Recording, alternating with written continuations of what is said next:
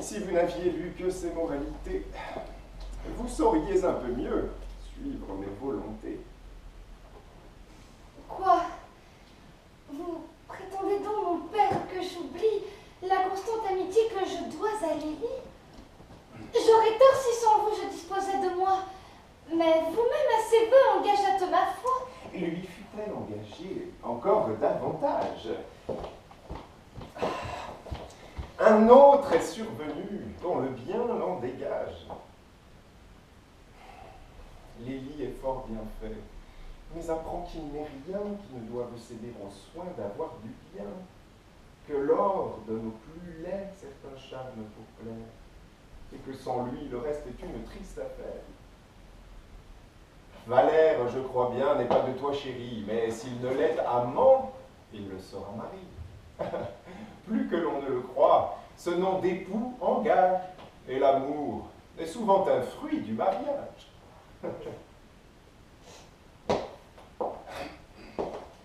Mais suis-je pas bien fat de vouloir raisonner, ou de droit absolu j'ai pouvoir d'ordonner? Trêve donc, je vous prie, à vos impertinences, que je n'entende plus vos sottes doléances. Ce gendre doit venir vous visiter ce soir. Manquez un peu. Manquez à le bien recevoir. Si je ne vous lui vois faire un fort bon visage, je ne veux pas en dire davantage.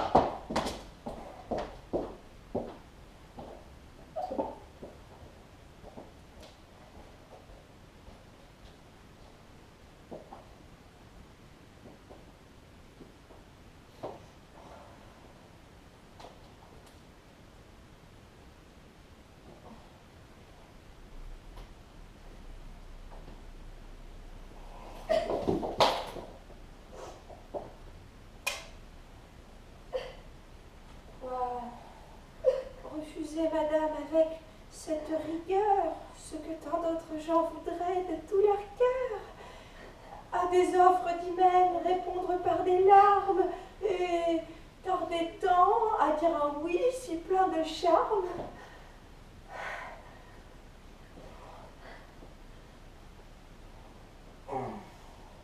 Hélas, que ne veut-on aussi me marier, ce ne serait pas moi qui se ferait prier. Et loin qu'un pareil Louis me donnât de la peine, croyez que j'en dirais bien vite une douzaine.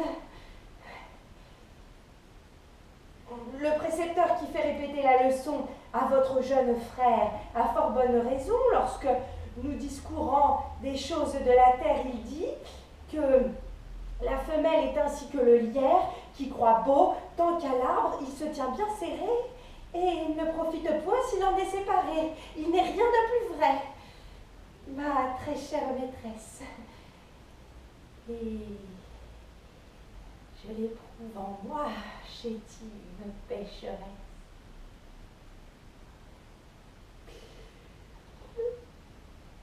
Que bon Dieu fasse paix à mon pauvre Martin.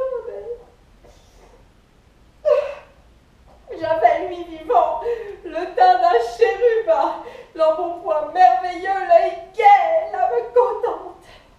Et je suis maintenant votre mère dolente. Pendant cet heureux temps passé comme un éclair, je me couchais sans feu dans le fort de l'hiver. Sécher même les draps me semblait ridicule. Et je tremble aujourd'hui devant la canicule. Enfin, il n'est rien tel, madame, croyez-moi, que d'avoir un mari la nuit auprès de soi, ne fût-ce que pour l'heure d'avoir qui vous salue d'un Dieu vous soit en aide, alors qu'on éternue. Peux-tu me conseiller de commettre un forfait, d'abandonner Lélie et prendre ce malfait? Votre Lélie aussi n'est, ma foi, qu'une bête, puisque si hors de temps son voyage l'arrête, et la grande longueur de son éloignement me le fait soupçonner de quelque changement. Ah, ne m'accable point par ce triste présage.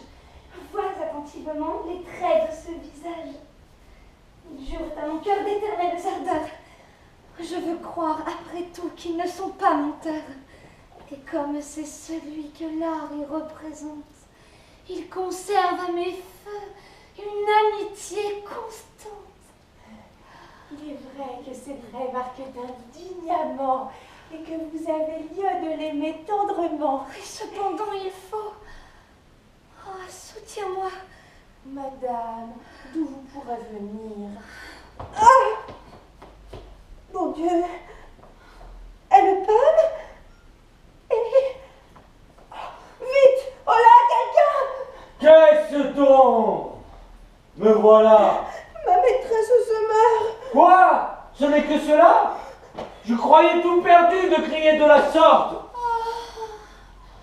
Mais approchons pourtant.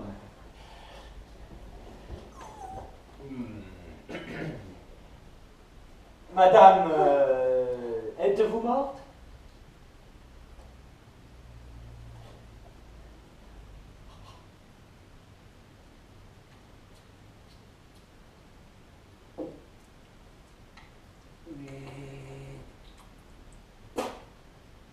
Aïe, elle me dit mot. Oh, je vais faire venir quelqu'un pour l'emporter. Veuillez la soutenir.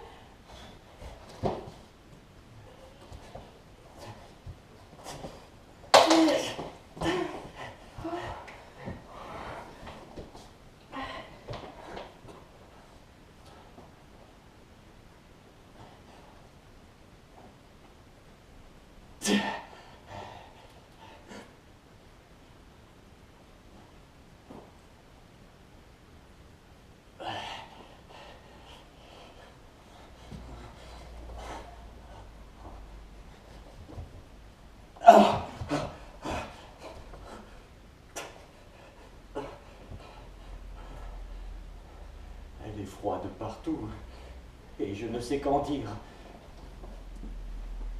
Approchons-nous pour voir si sa bouche respire.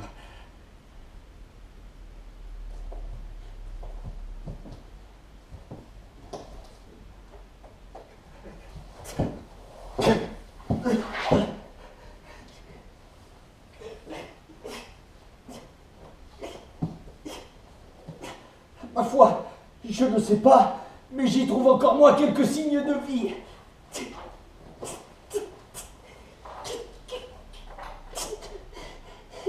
Ah, qu'est-ce que je vois? Mon mari dans ses bras. Mais je m'en vais descendre. Il me trahit sans doute et je vais le surprendre. Il faut se dépêcher de l'aller secourir.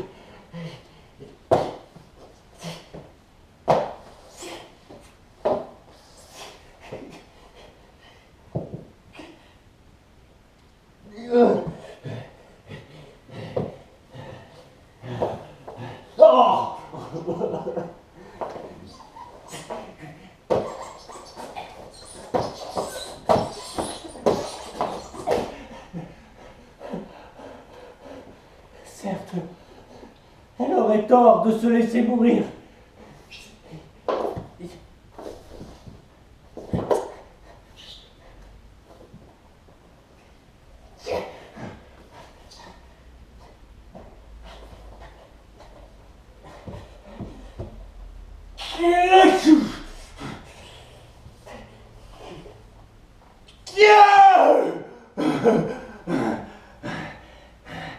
Aller en l'autre monde est très grande sottise, tant que dans celui-ci, l'on peut être de mise.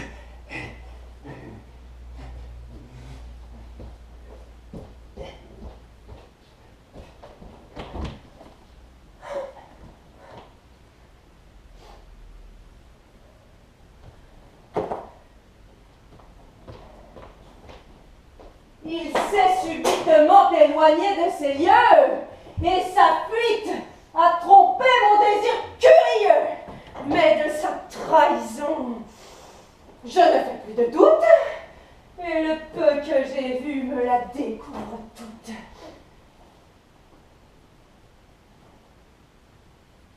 Je ne m'étonne plus de l'étrange froideur dont je le vois répondre à ma pudique ardeur.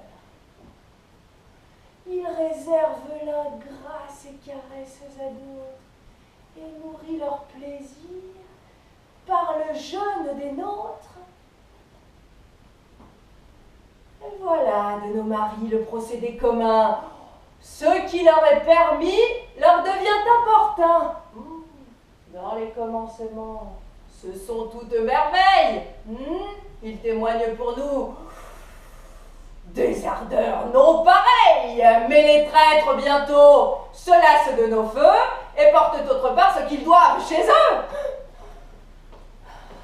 Oh, que j'ai de dépit que la loi n'autorise à changer de mari comme on fait de chemise. Cela serait commode. Et j'en sais telle ici, qui comme moi, ma foi, me faudrait bien aussi.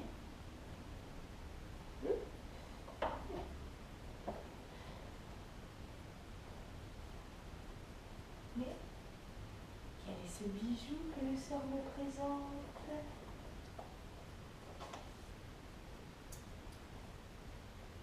Oh merde. L'image en est fort beau, la gravure charmante. Bon. On la croyait morte, et ce n'était rien. Il n'en faut plus qu'autant, elle se porte bien. Mais j'aperçois ma femme. Oh, ciel, c'est miniature. Et voilà d'un bel homme une vive peinture. Que considère-t-elle avec attention?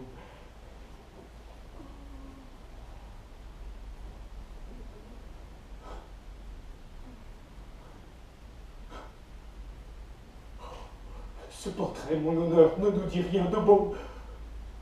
Ah, d'un fort vilain soupçon, je me sens l'âme émue. Jamais rien de plus beau ne s'offrit à ma vue. Le travail, plus que l'or, s'en doit encore priser. Oh, que cela sent bon! Quoi? Peste le baiser! Oh, j'en tiens! Avouons qu'on doit être ravi quand un homme ainsi fait, on se peut voir servi. Et que si l'on comptait avec attention, le penchant serait grand à la tentation.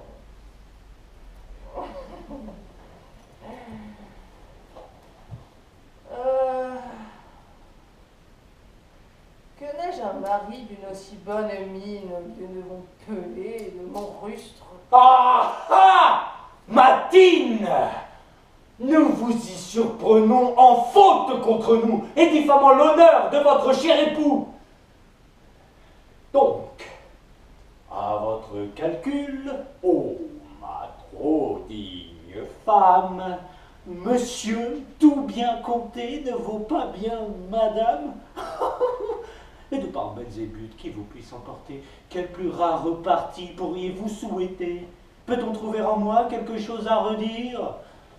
Cette taille, ce port que tout le monde admire, ce visage si propre à donner de l'amour, pour qui mille beautés soupirent nuit et jour. Bref, en tout et partout, ma personne charmante n'est donc pas un morceau dont vous soyez contente. Et pour rassasier votre appétit gourmand, il faut à son mari le ragoût de galant. J'entends à demi-mot où va la raillerie. Tu crois par ce moyen? À d'autres, je vous prie. La chose est avérée, et je tiens dans mes mains un bon certificat du mal dont je me plains. Mon courroux n'a déjà que trop de violence, sans le charger encore d'une nouvelle offense.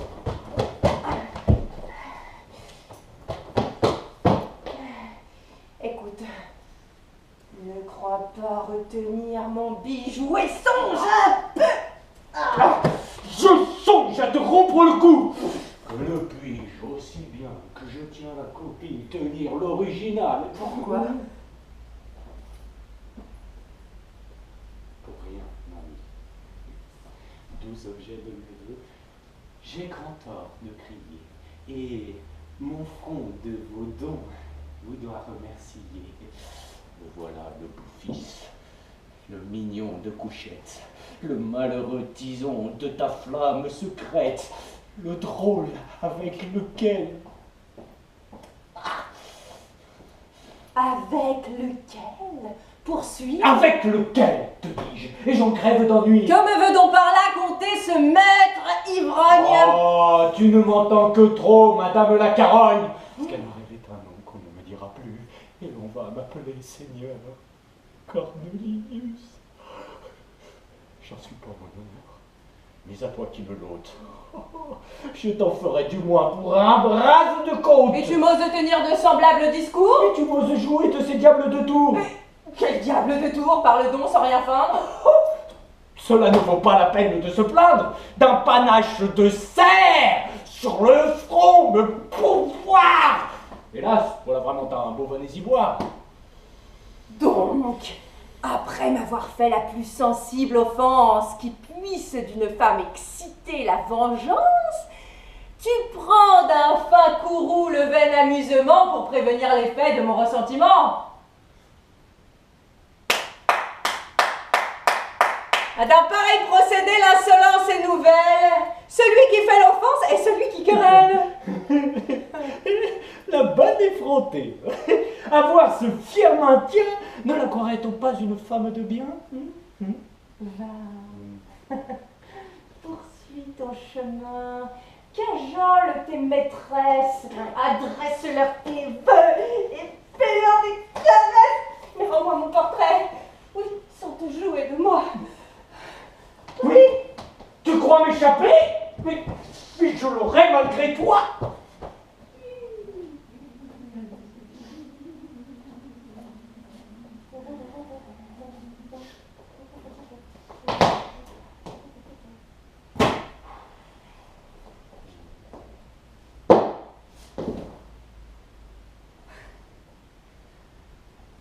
Enfin, nous y voici.